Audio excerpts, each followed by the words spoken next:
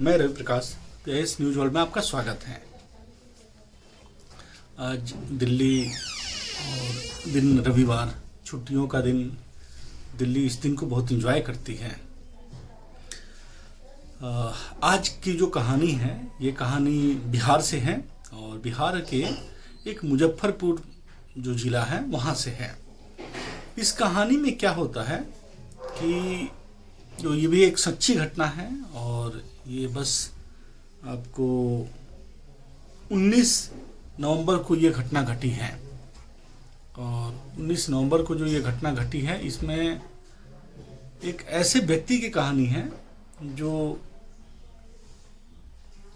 अपने ससुराल जाता है और ससुराल जाने के बाद वो लापता हो जाता है। लापता हो जाना मतलब कि अब बीवी उसकी ये कंप्लेन करती है, पुलिस को भी कंप्लेन किया जाता है, लेकिन कोई फ़ायदा नहीं होता है।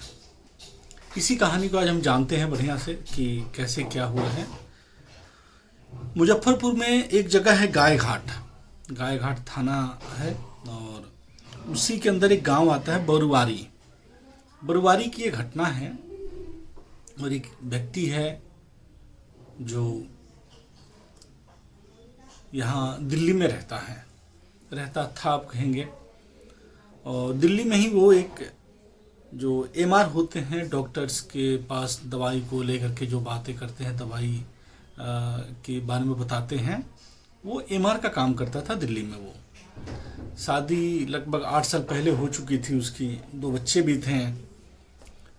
और वो एक बार जाता है अपने घर।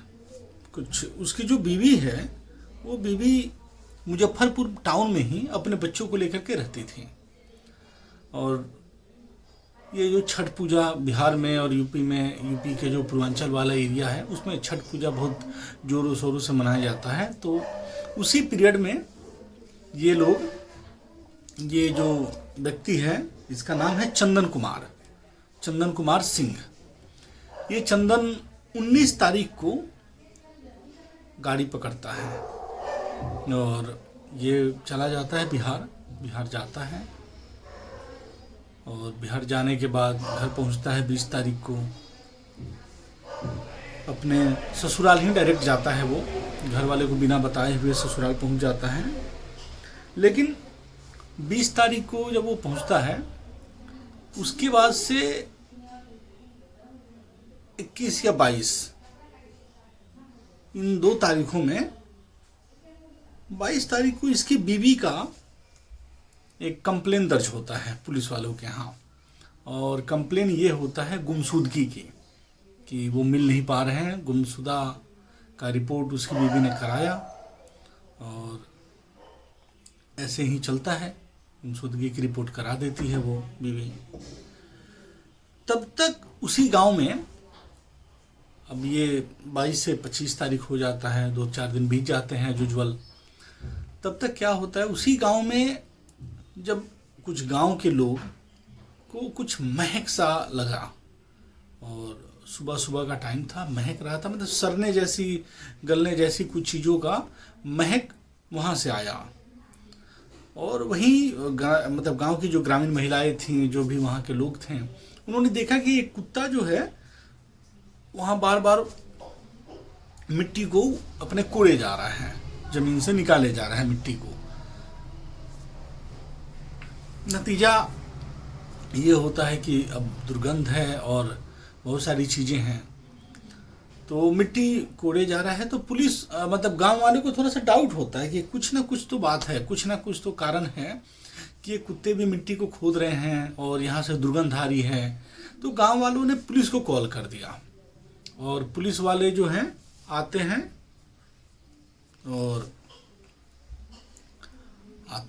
उनके देख रेख में फिर वहाँ खुदाई की जाती है। और जैसे जैसे भी हल्की सी भी खुदाई की जाती है, तो वहाँ से एक मृत शरीर का हाथ बाहर निकलता है। फिर खुदाई और की जाती है, पूरा शरीर मिल जाता है। शरीर जो है इसी चंदन कुमार सिंह का होता है, जिसकी गुमशुदगी की रिपोर्ट कराई गई है। पुलिस ने उस शव को निकाला उस ज़मीन से, और निकालने के बाद उसे जो पास का ही श्री कृष्ण मेडिकल कॉलेज है वहाँ पोस्टमार्टम के लिए भेज दिया। और जांच के लिए उसके घर वालों को बुलाया, उसकी पत्नी को बुलाया, उसके साले को बुलाया। एक साला तो फरार हो गया, उसी समय ही फरार हो गया वो। एक साला और एक पत्नी, उनको बुलाया गया और जांच में इनसे जब पूछताछ की गई तो पूछताछ में पहले तो अभी वो लोग बात नहीं मान रहे थे, नहीं स्वीकार कर रहे थे, लेकिन बाद में इन्होंने स्वीकार कर लिया। और पत्नी ने बताया कि हाँ, इस मतलब अपने पति की हत्या उसने खुद किया है और साले के साथ मिलके किया है, दोनों साले मिलके काम किए हैं ये। और उसने बता दिया एक साला तो लापता है, अभी वो अभी यहाँ है नहीं, भाग चुका है। और घटने के पीछे का जो कारण है वो स्पष्ट कारण नहीं पता चल पा रहा है।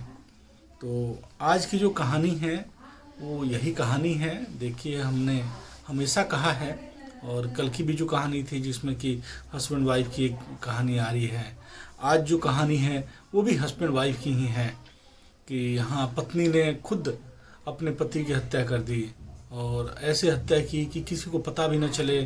हत्या करने के बाद उसको उसके मतलब शव को, उसके लाश को मिट्टी में गाड़ भी दिया, और गाड़ने के बाद ऐसा कि फिर पुलिस में जाके कंप्लेन भी कराती है कि लोगों को शक ना हो, किसी तरह की कोई बात ना हो। तो ये जो चीज़ें हैं ये बहुत ही गलत है, समाज में ये बहुत चीज़ गलत हो रहा है। बाकी हमारे कहानी जो कहने का एक तात्पर्य यही होता है कि हम ज़्यादा से ज़्यादा सजग रहें, सतर्क रहें। धन्यवाद।